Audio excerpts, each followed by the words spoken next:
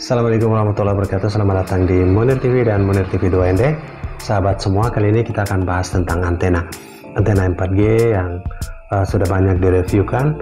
Akan tetapi secara detailnya untuk masing-masing antena perlu disampaikan karena banyak sahabat yang bertanya tentang desain antenanya atau antena yang dimodifikasi atau antena yang sudah pernah digunakan.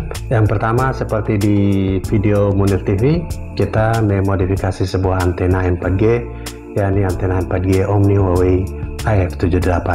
Antena ini kapasitasnya kecil. Antena dengan kapasitas yang kecil di bawah 10 dBi.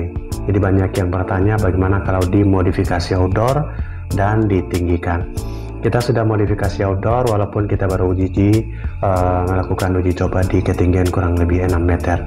Untuk kapasitas atau daya antena 4G yang kecil di bawah 10 dBi, ini memang didesain khusus untuk BTS langsung, tidak untuk menembak BTS yang jauh di atas puluhan kilometer.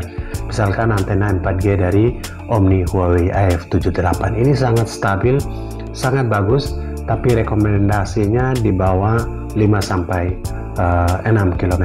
Rekomendasinya di bawah 5-6 km tanpa hambatan.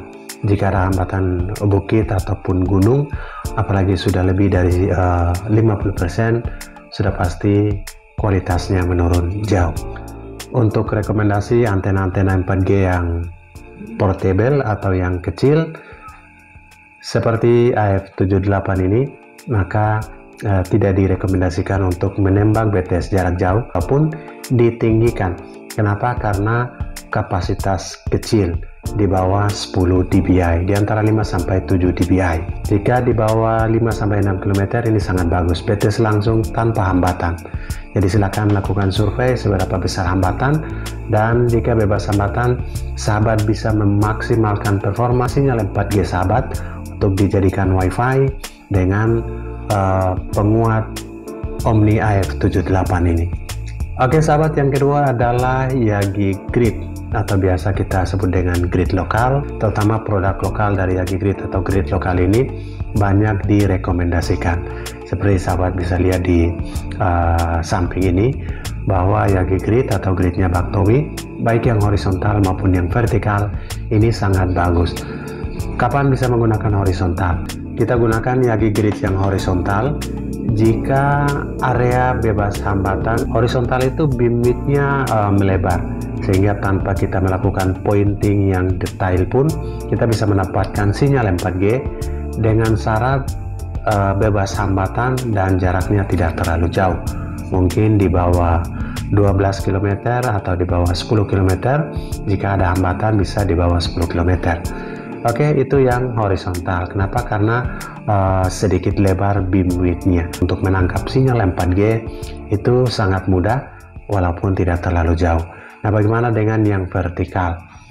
Vertikal ini karena beam width-nya sempit, kita perlu pointing atau arahkan antena dengan harus tepat. Kita wajib mengarahkan antena yang vertikal ini dengan tepat, harus sesuai dengan perilaku gelombang radio atau perilaku radiasi gelombang radio sinyal 4G kita. Jadi biasanya karena sempit tapi jauh, sehingga kita perlu mengarahkan Yagi Grid yang versi vertikal ini.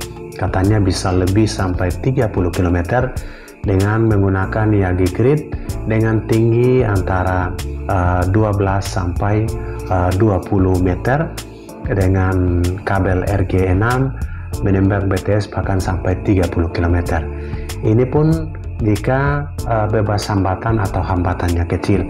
Jika hambatannya besar, apalagi hambatannya gunung ataupun bukit, ini sudah tentu pasti lebih dekat. Yagi Grid atau grid lokal baik yang horizontal maupun vertikal. Jadi kapan menggunakan horizontal dan kapan menggunakan vertikal, plus minusnya.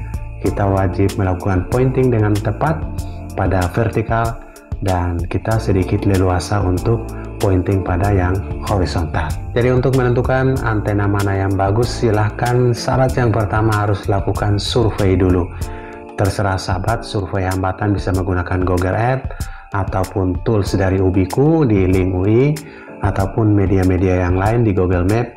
Sahabat bisa menggunakan untuk mengecek hambatan bukit atau hambatan pepohonan tingkat hambatannya berapa persen, dan untuk menentukan antena mana yang layak untuk digunakan. Kemudian yang ketiga adalah log periodik Huawei.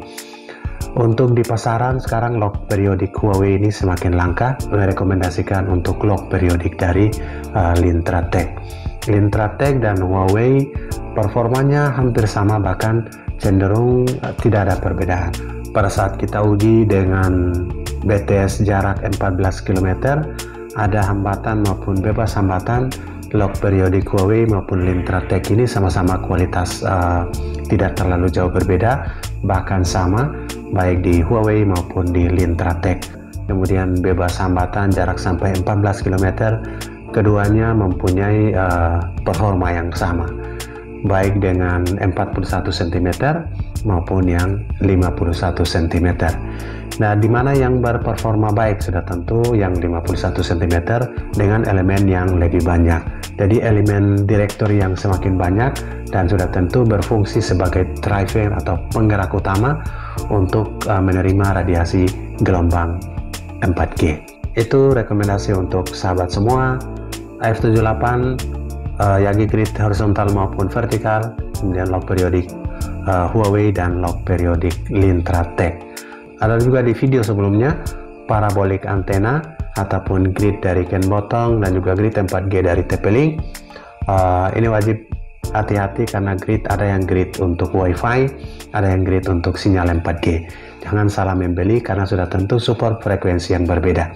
Untuk WiFi di 2,4 GHz dan di 5 GHz, sedangkan sinyal 4G itu di band 1, band 3, band 8, band 40, dan band-band frekuensi yang support sinyal 4G, atau di frekuensi 2100, 1800, frekuensi 900, frekuensi 2300, dan ini yang frekuensi untuk sinyal 4G tidak akan bisa digunakan untuk frekuensi di sinyal WiFi, demikian juga sebaliknya. Jika sahabat butuh antena 4G, pilihlah antena 4G, dan jika sahabat butuh antena untuk WiFi, pilihlah antena untuk WiFi, seperti WiFi untuk repeater dan lain-lain.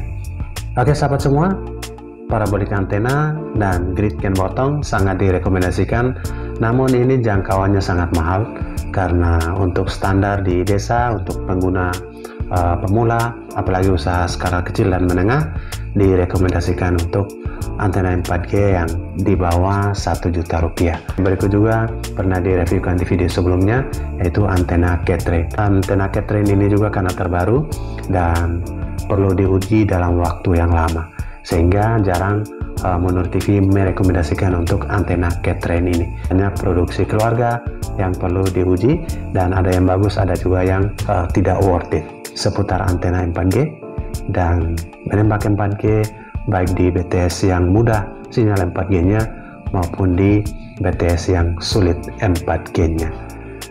Khusus untuk Omni AF78 karena kabelnya hanya 5 meter, kita bisa memperpanjangnya dengan kabel koaksial seperti video di Munir TV yang terakhir di-upload hari ini, dengan konektor-konektor yang sudah pernah disampaikan, sehingga worth it dan sahabat bisa menaikkan lebih tinggi, melebihi dari 5 meter sesuai dengan kabel bawahnya.